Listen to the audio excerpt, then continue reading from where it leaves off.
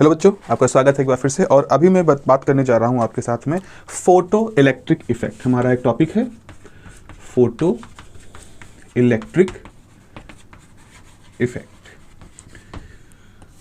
जैसा कि नाम सजेस्ट कर रहा है फोटो, इसमें पहला वर्ड है फोटो। फोटो का मतलब है, आप यहां से समझ लीजिए कि हम बात कर रहे हैं लाइट की।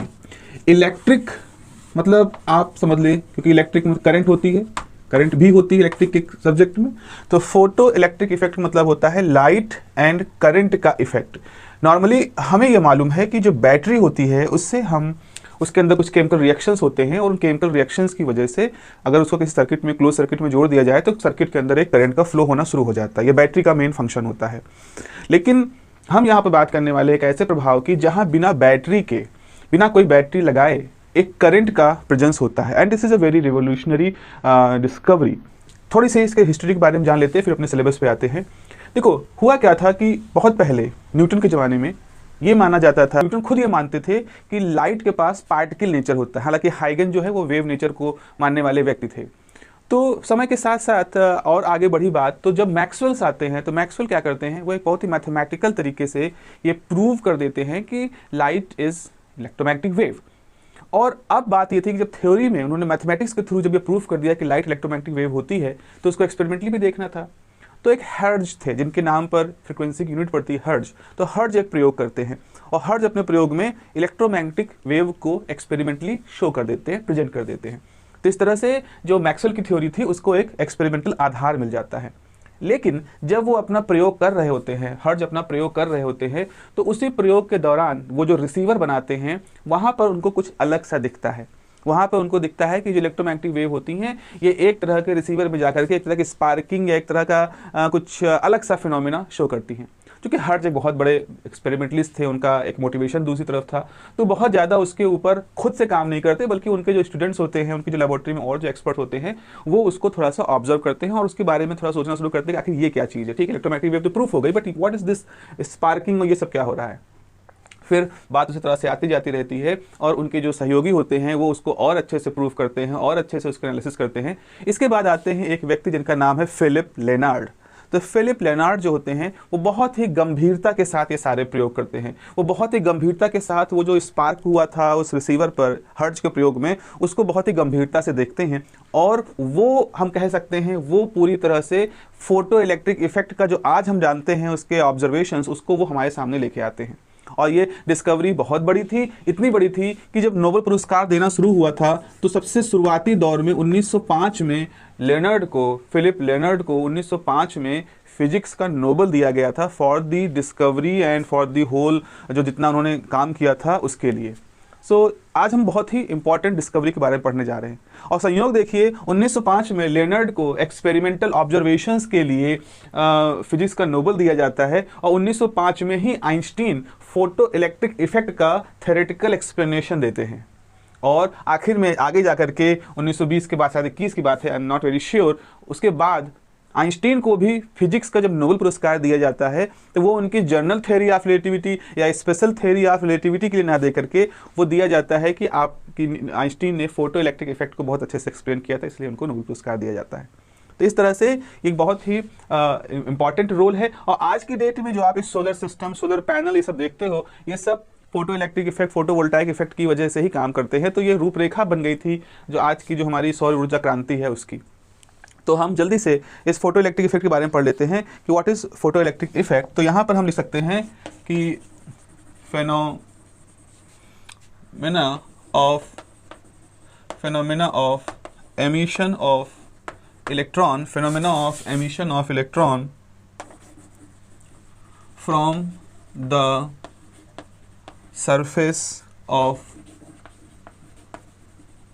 certain मटेरियल, ऐसे मटेरियल जिनको हम photo sensitive material, phenomena of emission of electron from surface of certain material, that is photosensitive material, certain material, mainly metals, when light of shorter wavelength, when light of certain wavelength, ऐसे लिखें, when light of certain wavelength incident on them।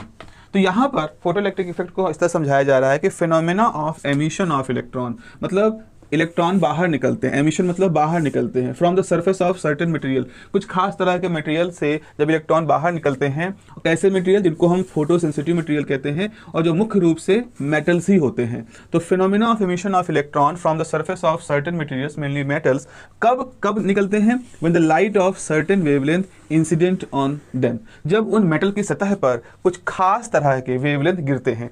तो अगर हम कहें तो मान लीजिए हमारे पास ये एक मेटल की सरफेस है, हमें मालूम है कि मेटल में बहुत सारे इलेक्ट्रॉन्स होते हैं और मोस्टली लूजली बाउंड होते हैं, क्योंकि एटम के जो मेटल के एटम होते हैं बहुत ही बड़े साइज के होते हैं, तो वो इलेक्ट्रॉन जो होते हैं लूजली बाउंड होते हैं। तो अब यहाँ पर क्या है, आप समझिए कि यहाँ पर इलेक्ट्रॉन है जो इस मेटल के अंदर है। अब बाहर से आपने फोटोन, बहुत सारे लाइट भेजी, आप इस पर लाइट गिरा रहे हो, तो जो लाइट है वो इस सतह पर गिर रही है। तो होगा क्या, फोटो इलेक्ट्रिक इफेक्ट का होने का मतलब ये है कि तुरंत ही इस सतह से इलेक्ट्रॉन निकल के बाहर भागना शुरू कर देंगे। जैसे लाइट पड़ेगी वैसे ही ये इलेक्ट्रॉन जो होंगे वो सतह से बाहर निकल के भागना शुरू कर देंगे। इस तरह की घटना को हम फोटो इलेक्ट्रिक इफेक्ट कहते हैं। तो यहाँ पर हमारे पास ये क्या है, ये है लाइट जो कि गिर रही है, और ये क्या है, इलेक्ट्रॉन जो कि बाहर निकल रहे हैं, और ये हमारे पास सरफेस है, मेटल की सरफेस है जिसके ऊपर से, जिसके अंदर से इलेक्ट्रॉन बाहर निकल रहे हैं, और इस घटना को हम फोटो इलेक्ट्रिक इफेक्ट कहते हैं। यहाँ कुछ खास जानने वाली बातें बच्चों ये है, हर सतह के साथ ऐसा नहीं होता, लकड़ी के साथ नहीं होगा, प्लास्टिक के साथ ऐसा नहीं होगा, सोने के साथ भी नहीं होगा, और हर वेवलेंथ के साथ भी नहीं होगा। आप धूप में रख दोगे या आप कमरे में इस समय लाइट जला, आप मोबाइल फोन की लाइट जला करके क्या फोटो इलेक्ट्रिक इफेक्ट करा ले जाओगे? ऐसा इतने जनरल तरीके से नहीं कह सकते हैं। तो कुछ खास तरह के सरफेसेस होती हैं, फोटो सेंसिटिव सरफेसेस होती हैं, और कुछ खास तरह की फ्रिक्वेंसी पर ही ये होने पर, जब कुछ खास फ्रिक्वेंसी या कुछ खास वेवलेंथ की लाइट आप गिराओगे तभी उसमें से फोटो इलेक्ट्रॉन निकलेंगे।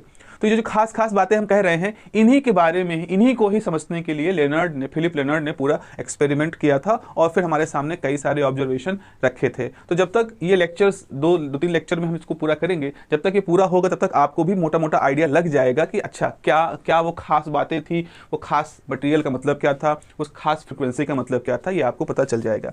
So this is the basic definition of the photo electric effect.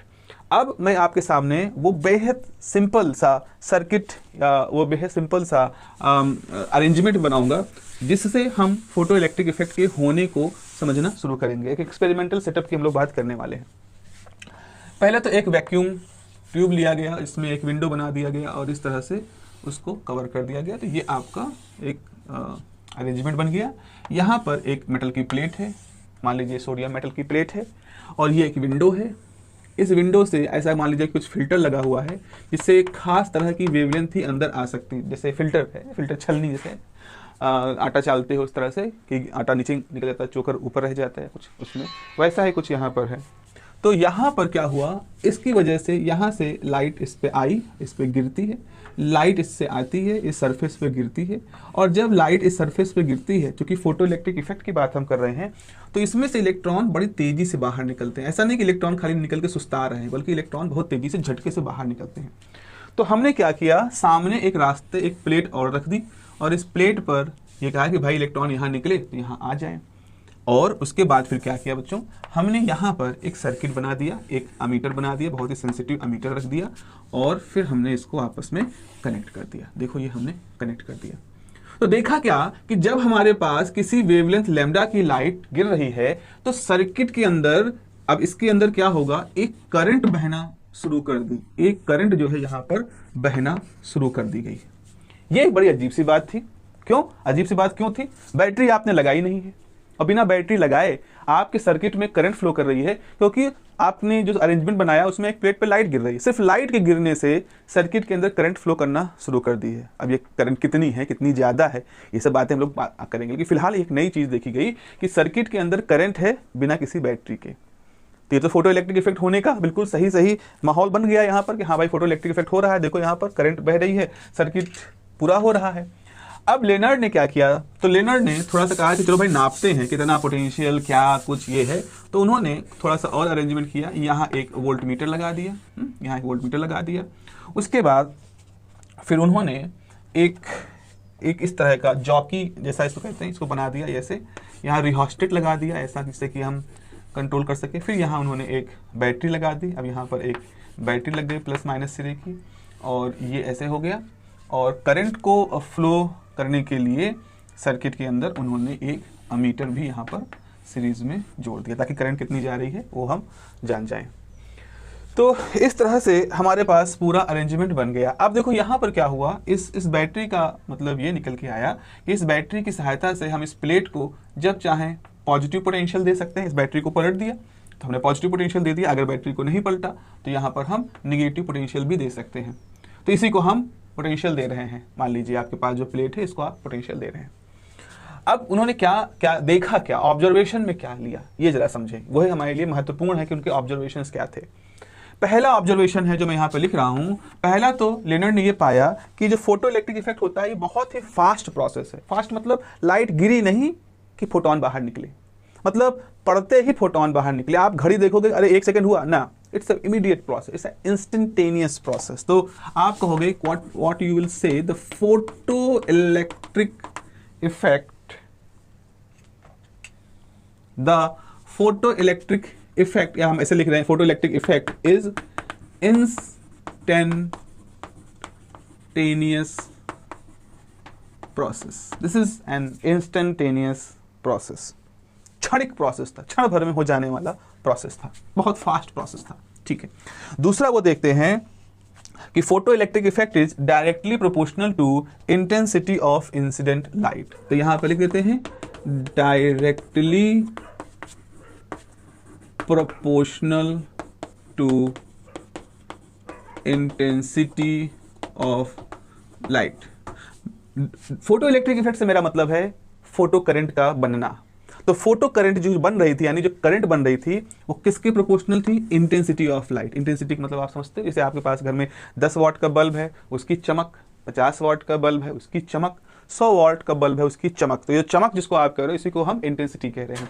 तो यहाँ पे ये दिख रहा था कि जैसे जैसे आप ज्यादा चमकीले बल्ब, मान लो यहाँ पर बल्ब लगा दिए, जब सूर्य तो एक ही तरह चमकता है, अगर हमने यहाँ कोई बल्ब लगा दिया तो उस बल्ब लैंप लगा दिया, तो लैंप को हमने 100 वाट कर दिया, 200 वाट का, 500 वाट कर दिया, तो हमने इंटेंसिटी बढ़ाई। तो लेनर्ड ने देखा कि अगर हम गिरने वाले लाइट सोर्स की इंटेंसिटी को चेंज करते हैं, बढ़ाते जाते हैं, तो जो करंट सर्किट के अंदर बह रही है वो भी उसी हिसाब से बढ़ती है। इंटेंसिटी दुगना करोगे तो करंट भी दुगनी हो जाएगी। इसीलिए आपने लिखा directly proportional to photo effect, photo electric effect, यानी कि photo current is directly proportional to intensity of light.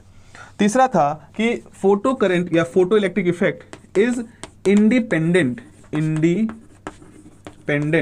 Of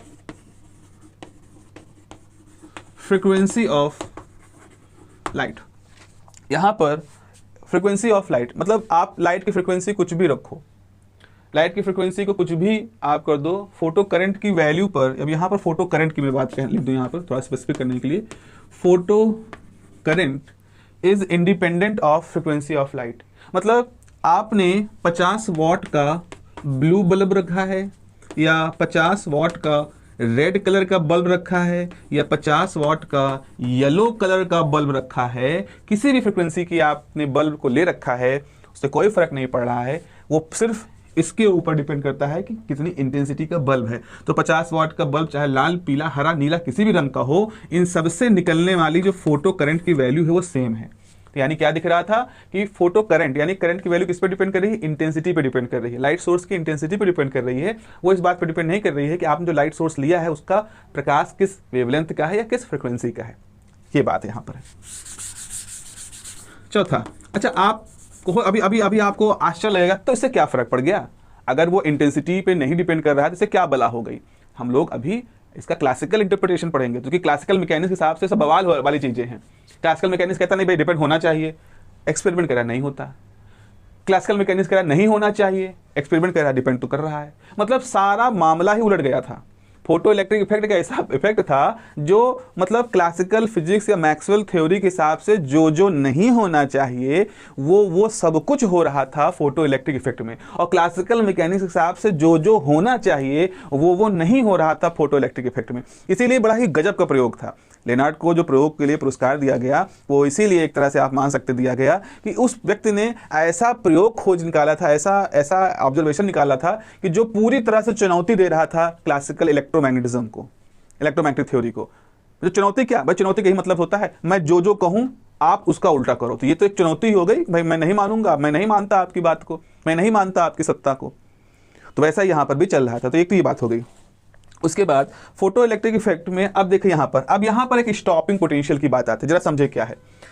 Lennard जब अपना प्रयोग कर रहे थे तो उन्होंने एक समय सोचा कि जो इलेक्ट्रॉन आते हैं यहाँ पहुंच रहे हैं, तभी करंट बह रही है, क्या हम इलेक्ट्रॉनों को यहाँ पहुंचने से रोक सकते हैं? तो कैसे रोक सकते हैं? रोकने का तरीका एक ये है कि आप यहाँ पर एक निगेटिव पोटेंशियल लगा दें। तो इलेक्ट्रॉन भी निगेटिव चार्ज होते हैं, यहाँ निगेटिव पोटेंशियल लगा दोगे तो क्या होगा, प्लेट इन इलेक्ट्रॉनों को एक तरह से धक्का देगी कि मत आओ, पीछे जाओ। तो अब होगा क्या, लेकिन इलेक्ट्रॉन फिर भी यहाँ पहुंच जाएंगे, कुछ बड़ी ऊर्जा के हैं। फिर आपने निगेटिव पोटेंशियल को और बढ़ाया तो अब क्या हुआ, कुछ इलेक्ट्रॉन अब कुछ ही पहुंच रहे हैं जो बहुत तेजी से निकले थे। यहाँ से सब इलेक्ट्रॉन, ऐसा नहीं कि सारे इलेक्ट्रॉन एक ही एनर्जी से निकल रहे हैं, इलेक्ट्रॉन आपस में टकरा भी रहे हैं तो उनकी एनर्जी का डिस्ट्रीब्यूशन हो जाता है। तो कुछ इलेक्ट्रॉन जो थे वो इस निगेटिव पोटेंशियल लगाने से रुक गए, करंट कम हो गई। फिर आपने निगेटिव पोटेंशियल और बढ़ा दिया तो जो इनमें जो सबसे तेज वाले थे वो तो पहुंच गए, लेकिन जो कम तेज थे वो रुक गए।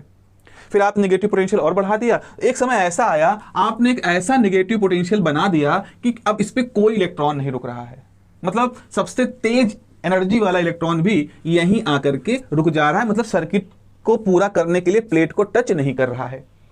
तो जब टच नहीं कर रहा है तो सर्किट में करंट का फ्लो नहीं हो रहा है, यानी कि स्टॉप हो गई, करंट एकदम जस्ट स्टॉप हुई।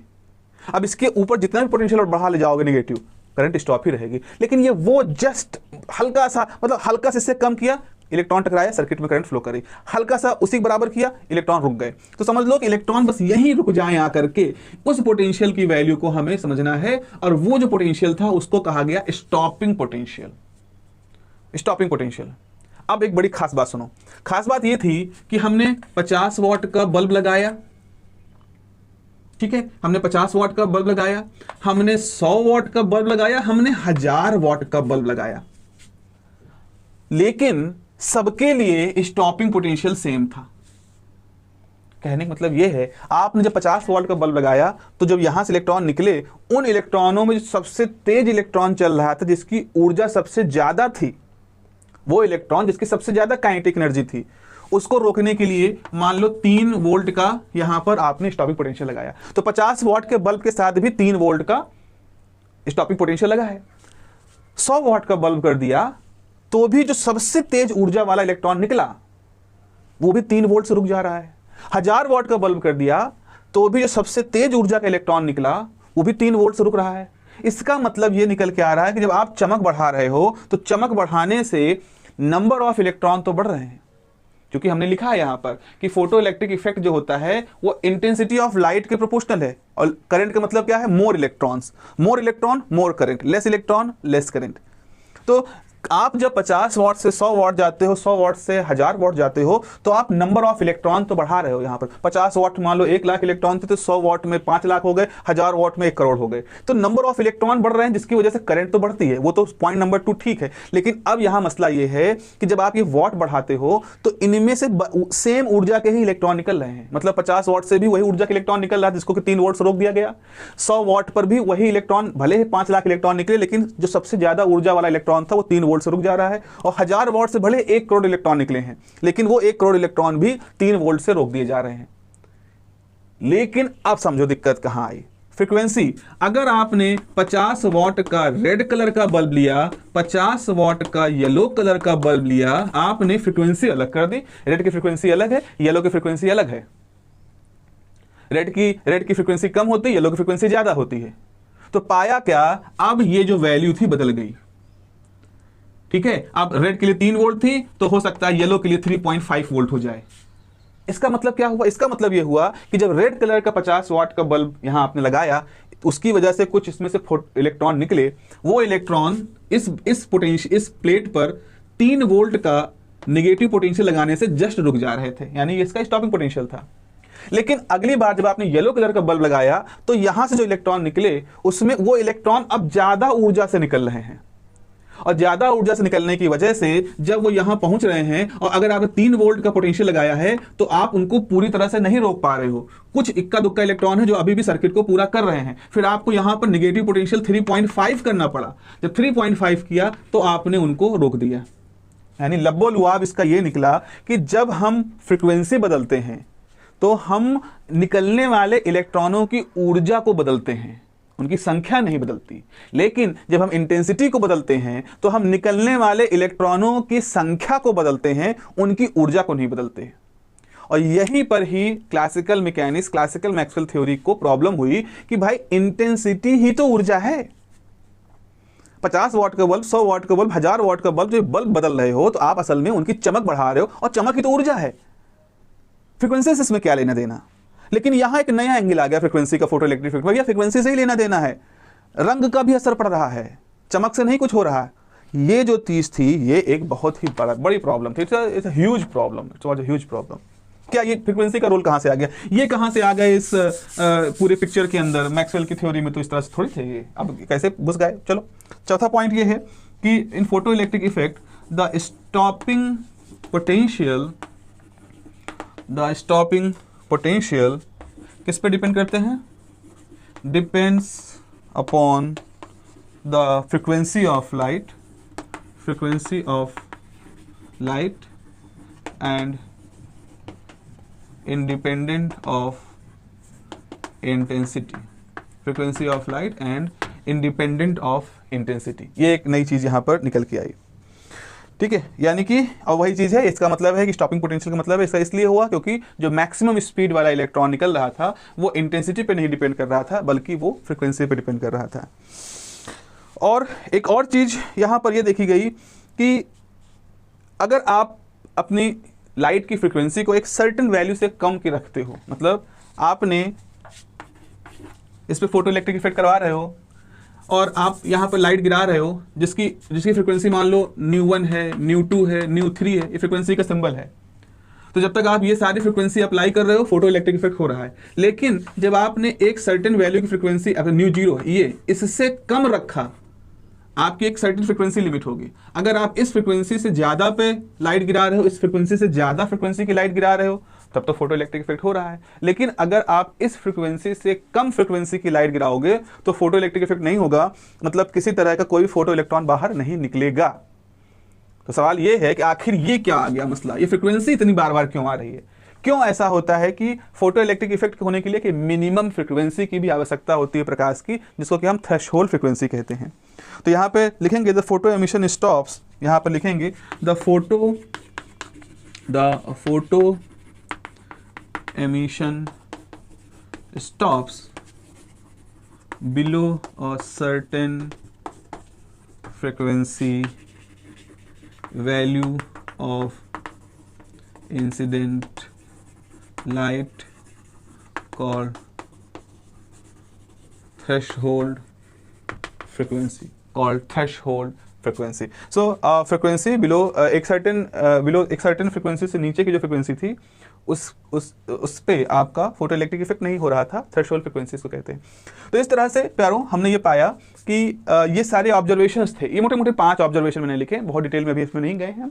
ये 5 ऑब्जर्वेशंस हैं जो कि लिनर्ड ने इनको प्रपोज किया था, और इनके प्रपोज होने की वजह से इनमें एक तरह से इन्होंने चैलेंज को दिखाया, यानी कि हमने एक नई तरह की डिस्कवरी वहाँ पर देखी, और जिस डिस्कवरी में क्लासिकल मैकेनिक्स को पूरी तरह से चैलेंज किया जा रहा था। और फिर ये सवाल इसका जवाब, इसका उत्तर ये आया कि इसका मतलब ये है कि हमें किसी न किसी हाल में एक नई थ्योरी को डेवलप करना पड़ेगा। तो चलें इन चीज़ों को हम ग्राफ के थ्रू बना दें। अगर आपसे क्वेश्चन पूछा जाता है कि फोटो इलेक्ट्रिक इफेक्ट क्या होते हैं, उनके बारे में बताएं और एक्सप्लेन करें उनका ऑब्जर्वेशन। तो जैसे पहला इंस्टेंटेनियस को तो हम नहीं शो कर सकते हैं किसी ग्राफ के थ्रू, वो तो बस यही बताना है कि बहुत तेज़ी से हो रहे थे। तो अगर हम करंट को वाई एक्सिस पर रखें और इंटेंसिटी को एक्स एक्सिस पर रखें तो हम पाते हैं कि हमारा ग्राफ लीनियर होता है। तो ये पहला है कि डायरेक्टली प्रोपोर्शनल टू, ये दूसरा वाला पॉइंट है कि intensity of light is directly proportional to intensity of photo current. ठीक है, ये हो गया। अच्छा, एक और ग्राफ हम लोग यहाँ पर बनाते हैं, राइट एक्स एक्सिस पर हम पोटेंशियल लगाते हैं, एक्सेलरेटिंग पोटेंशियल, और यहाँ पे लगाते हैं करंट। अब देखो ये पोटेंशियल सामने वाली प्लेट का पोटेंशियल है, मान लो सामने वाली प्लेट पे कोई पोटेंशियल नहीं था, तो भी जैसे ही लाइट गिरती थी कुछ ना कुछ करंट आपको मिल जाती थी। मतलब ऐसा, इसे मान लो एक प्लेट ये थी, एक प्लेट ये थी, इस पे लाइट गिरी, यहाँ से इलेक्ट्रॉन निकले और वो इलेक्ट्रॉन निकल के यहाँ पहुंच जा रहे थे, भले इस पे आपने कोई पोटेंशियल ना लगाया हो। अभी आपने 0 पोटेंशियल लगाया है, लाइट करंट यहाँ पर पहुंच रही है, इलेक्ट्रॉन पहुंच रहे हैं। अगर हम यहाँ पे पॉजिटिव पोटेंशियल लगा दें तो ये पॉजिटिव पोटेंशियल क्या करेगा, अधिक से अधिक इलेक्ट्रॉनों को अट्रैक्ट करेगा, तो आपका ग्राफ यहाँ से बढ़ेगा। लेकिन कितने इलेक्ट्रॉन को अट्रैक्ट करेगा? अगर इन लाइट के गिरने से 100 इलेक्ट्रॉन निकल रहे हैं तो हद से हद 100 ही को तो ये अट्रैक्ट कर सकता है। तो यानी अब वैसे क्या हो सकता था, अगर आपने यहाँ पोटेंशियल 0 लगाया था तो हो सकता था इन 100 में से 95 इलेक्ट्रॉन यहाँ पहुँचते, कुछ इलेक्ट्रॉनों की इतनी ऊर्जा ना होती जो यहाँ पहुँच पाते, तो यहीं कहीं वैक्यूम में रह जाते, ना पहुँच पाते यहाँ तक। लेकिन अगर आपने पॉजिटिव पोटेंशियल लगा दिया तो आप 100 के 100 इलेक्ट्रॉनों को खींच रहे हैं, तो आपका जो कर्व है वो थोड़ा सा बढ़ेगा, उसके बाद कांस्टेंट हो जाएगा। ये कांस्टेंट होना ये शो कर रहा है कि जितने इलेक्ट्रॉन यहां से निकले थे वो सब यहां पहुंच रहे हैं, आपने सबको खींच करके अपने पास बुला लिया।